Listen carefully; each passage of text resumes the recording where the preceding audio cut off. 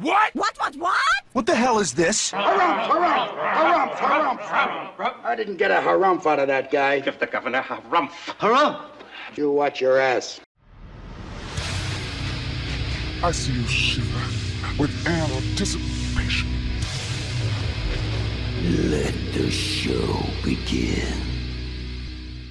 Hey everybody, this is David Heretic coming at you with another edition of Reactions, Reviews, and Rants. And tonight...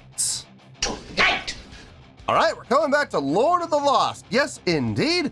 Lord of the Lost fans, feeling you. Come on now.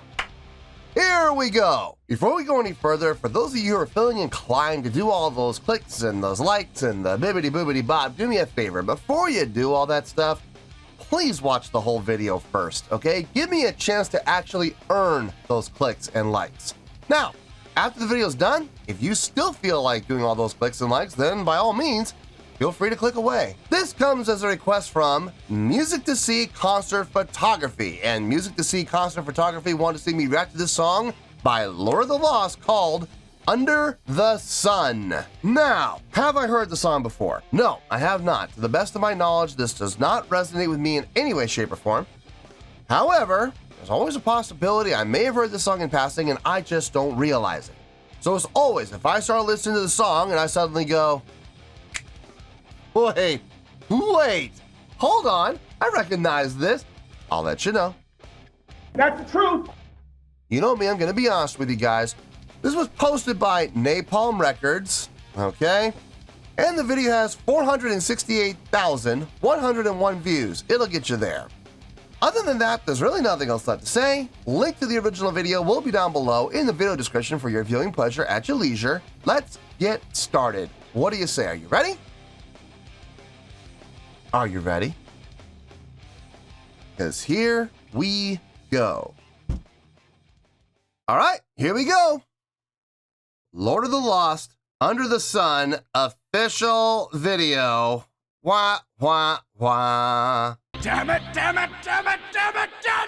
Oh, whenever we see that word official, oh boy. Yeah, especially coming off of Napalm Records. I love it when people say, oh, Napalm Records never blocks. How much you want to bet? I've had 2 videos blocked directly from Napalm, well, on behalf of Napalm Records. You know, good old, what was it? It wasn't WMG, I think it was UMG that did it on behalf of Napalm Records, I think it was. No, it was Believe.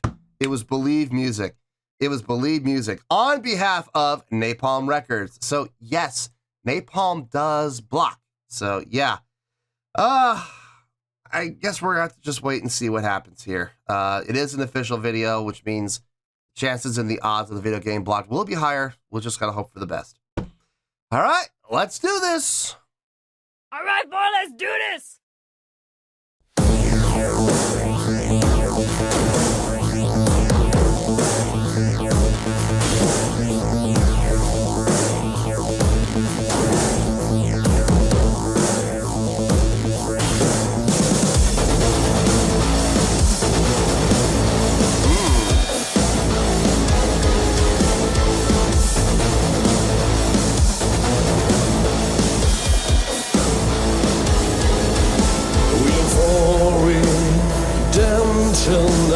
Natural discipline, a prestige, purpose, my passions to lurk within.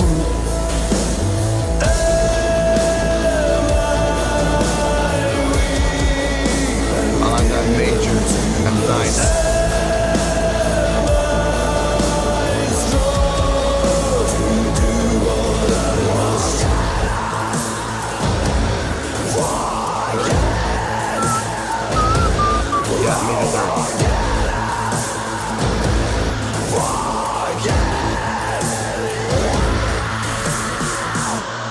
Under the sun, we all share the glow, but some of us feel the black heat of true love. Falling free from the orbit of lies, lovers dream.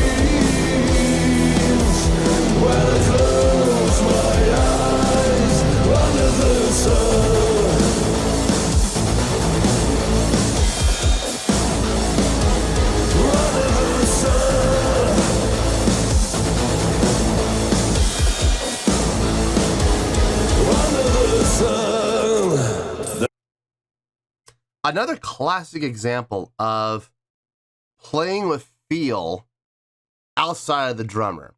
Usually when you're talking about changing up feel or making it feel like it moves from straight time to double time or double time to straight time or straight time to half time, or whatever the case may be, you usually look to the drummer for that, right? And you still do. You still do.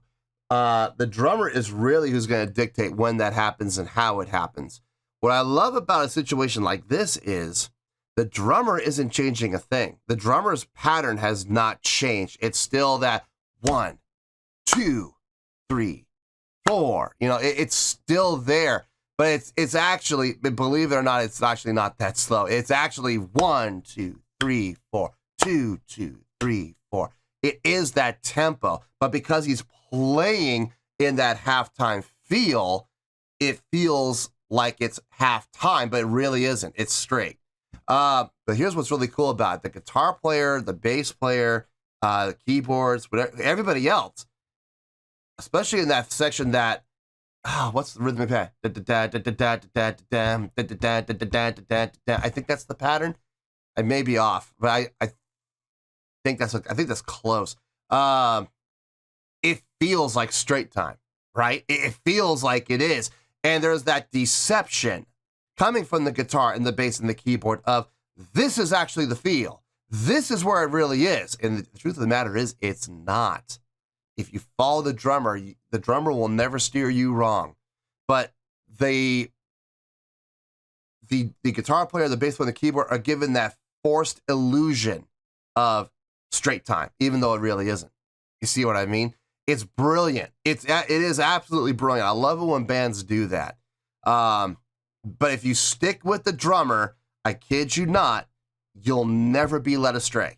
I promise you. Always stick with the drummer.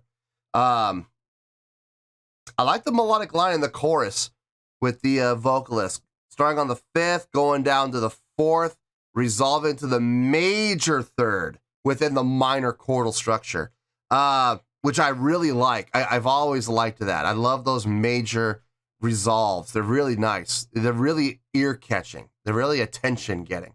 And it's just a nice, smooth transition to the next phrasing, which is really always what you're looking for, especially as a vocalist. So, yeah, good stuff, man. Really good stuff. Let's keep going. There's a point B for the deed to which you can't return.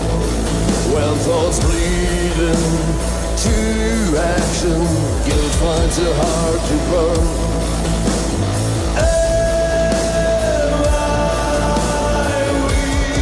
And that major resolution again.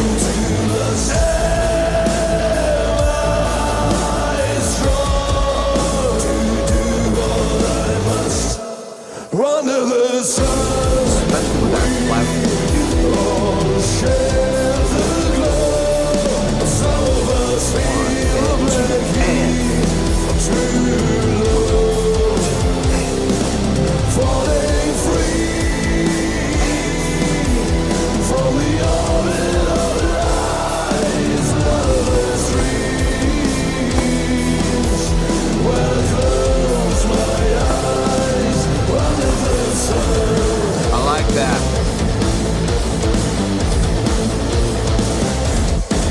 But now you feel it there. The drummer did switch up with the guitar and the bass and the keyboard. And now all of a sudden you feel compelled. You have to go with it now. Before, when the drummer was staying back in that halftime feel, you could go either way. You know, you could follow the guitar, bass, and keyboards, or you could follow the drummer. But now that the drummer's added his voicing and his feel of that straight time feel, now you don't have a choice. You have to follow it now. Really nice. The subdivisions in that chorus, really cool.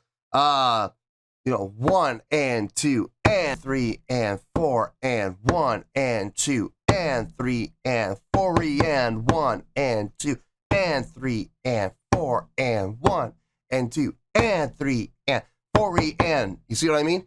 It's really nice. Good use of subdivisions within the 8th notes and with the 16th note play at the end of the phrase. Really well done. The melodics and the vocals, I was talking about the 5 to the 4 to the major 3, right? I just figured out why that major 3 is working so well for me is because next he goes down to the root, up to the flat 2, back down to the root, like that Phrygian dominant, where you have the 1 going to the flat 2 within the 5th, of course, but you got the major 3rd as the setup. Really nice, really pleasing to the ear. You gotta love that. Let's keep going here.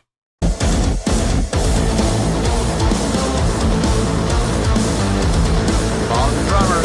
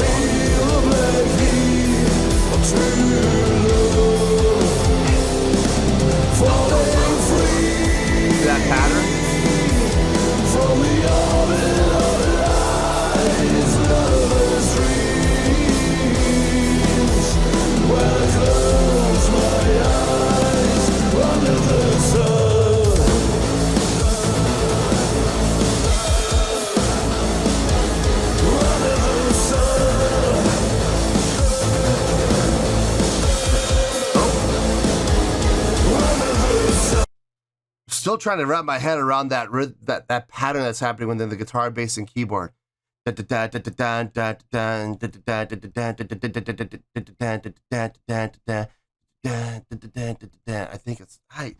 it's the second half of it I'm having a hard time wrapping around my head around. The first half I think I got. It's the second half. It's good though. I mean, it's accurate. It's clean. So you got to appreciate it. I dig it. I dig it. I absolutely dig it. The more I hear that chorus, the catchier it gets. I dig that chorus, man. And the pre-chorus too. I mean, they're both. The pre-chorus for the melodics, like I said, the 5 to the 4 to the major 3 to the 1 to the flat 2 to the 1. That's happening in the pre-chorus. The chorus is more hooky because of the rhythmic pattern, that 1 and 2 and 3 and 4, and so they're both catchy for separate reasons. Pre-chorus is catchy for the melodics, and then the chorus is catchy for the rhythmic patterns and the subdivisions. No matter what, though, it's all catchy. It's all good. Let's finish this out, and we'll get to the review.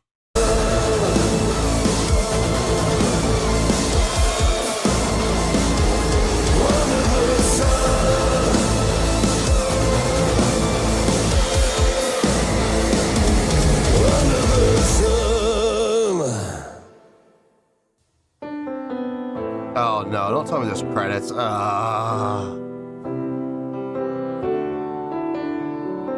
as well let him run.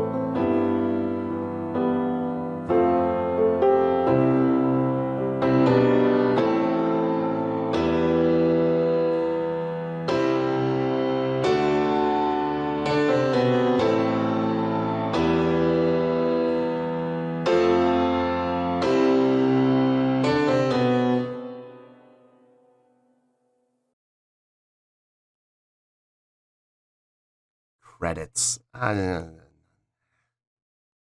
Never get that. I'll never understand that. Why do you put credits at the end of a music video? I'll never understand that. I hope that doesn't become a trend. I should have known too, because it seems like every time I've done a reaction to Lord of the Lost, there's always credits. Always. I should have known. I should have known.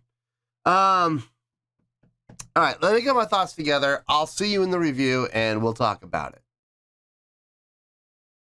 Well, there you go, folks. That was Lord of the Lost with Under the Sun. This was a request from Music to See Concert Photography. All right, let's just dive right down into it. Let's just get right to it, and let's not waste any time. On a scale of 1 to 10, I'm going to give that an 8.3. Yep, 8.3. I feel good about that score. Let me tell you why. Why? Great song. Great song. Great song writing. Everything in this song made sense. Everything in this song, it sounds like it was really well thought out and really worked on. I've heard some songs from other bands where it literally feels like they slapped the song together in 10 minutes, and you can tell. You can tell. This song, I did not believe for 1 second this was slapped together in 10 minutes. This song took a while to write, I have a feeling. The reason I'm saying that is because I'm gonna talk about 2 parts in particular. The pre-chorus and the chorus. So I talked about these things during the course of the reaction, so I'm not gonna spend a whole lot of time on them. I'm just gonna hit some bullet points. The pre-chorus was catchy for melodic reasons. The note selection, 5 to the 4 to the major 3 resolve. Now we're playing in a minor mode, so it would be really simple to go 5, 4, minor 3. It would be very easy to do that, right? But here's the thing. By going to that major, it made the 1 to the flat 2 to the 1 even more effective. If they had gone 5, 4, minor 3, flat 2, 1, or worse, if they hadn't done the flat 2, let's just say they had just done a natural 2, 5, 4, minor 3, 2, 1.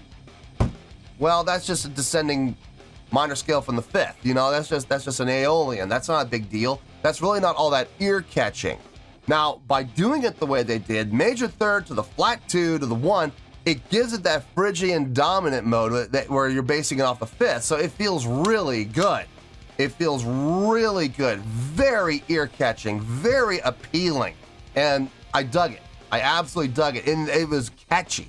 It was absolutely catchy, and that's all done in the melodics within the vocals, so great job on his part with that note selection. Now, the chorus, catchy for a completely different reason.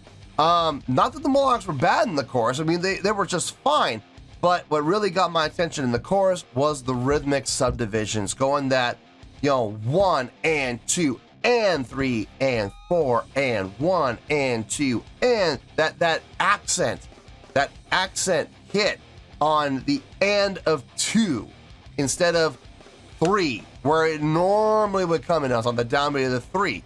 You would usually hear that be the setup in the drums, but they shifted to the end of 2 to make 4 more impactful, which was important for the next phrase. In the first phrase, you got that 1 and 2 and 3 and 4 and 1 and 2 and 3 and... Now, on this second part, the second half of the phrase, they switched up that 4. Instead of just hitting 4, they hit 4E and. They hit the first 3 16th notes. 4E and. Back to 1 again to repeat the phrase. Rhythmically, very ear-catching, very attention-getting, very appealing. Switching it up at the same time, not going so far that you leave, you're left hanging out to dry at third base, waiting for your batter to come up and bunt, and instead of bunting, he lanes on a line drive right to third. Whoops. You're not going to get left out, hanging out to dry. So it's a much better approach. It's a much better idea to do that and give it that little bit of a differential and give it the attention to those subdivisions that make it so ear-catching. And a really well done job on those parts. Everything about the song was just fine. I had no issue with anything in the song, to be honest with you. Drumming sounded really good. I got no issue with the drumming at all. Drumming sounded solid. Bass, keyboard, kind of interchangeable. I mean, I couldn't really hear the bass sticking out from the keyboard. I kind of wonder. I kind of wonder maybe was the bass player using some sort of an effect to make it blend in with the keyboard, or did they just have the bass player push way to the back in the mix? I'm not 100% sure. But I did not hear the bass player standing out on his own. Very keyboard driven, if I'm being honest. I mean, there were moments where keyboard even overtook the guitar, and I'm sitting there going, okay, kind of giving it that industrial feel a little bit. Different. It was nice. The guitar work was really nice. The guitar work sounded really, really thick, full, crunchy, without sounding muddy. The keyboard at times did sound a tiny bit muddy, but I mean, not to the point where it was cringy. Just to the point where it just kind of got your attention, and that's okay. It's fine. Vocally, fine job vocally. I don't have any complaints, but at the same time, I'm not going to say there was anything that was mind-blowing or impressive either. This was a very midline, I guess is a good way to put it, performance from vocals. It sounded good. It sounded fine. Nothing mind-blowing, but nothing cringy either. I did like the pre-chorus in the vocals. Like I said, it was that's what made it hooky for me, but nothing I would say that is impressive. That's just good songwriting. But as far as execution of the notes, nothing mind-blowing. But at the same time, nothing cringy either. So fine job. Look, I think this is a great song. I'm giving it the 8.3 more than anything because of songwriting.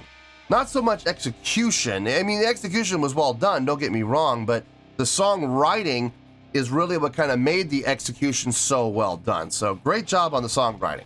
And that's why I'm giving this an 8.3. I feel really good with that score, and that is where we're gonna stay.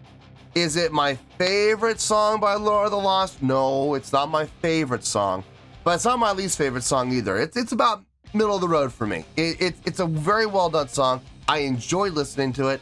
I'll probably listen to this again. Yeah, I could see that happening. So yeah, let's stick with that 8.3. I feel good with it. Let's stick with it. 8.3, final score. I have spoken. Well, that's going to do it for this edition of Reactions, Reviews, and Rants. Hope you all enjoyed the show. Hopefully, I was able to entertain you. If I was able to put a smile on your face and brighten your day, then I did my job, and I'm so glad I could do it. If you guys feel like joining the fan base, go ahead and click on that button down there. If you guys want to like the video, go ahead and like the video. If you guys want to ring the bell, go ahead and ring the bell. It honestly doesn't make any difference at all to me, but if you guys feel like doing these things, then by all means, feel free to do so. Well, that's going to do it for tonight, folks. Thank you very much for watching. And as always, this is David Heretic signing off, reminding you to stay fabulous and support each other. Later. Peace.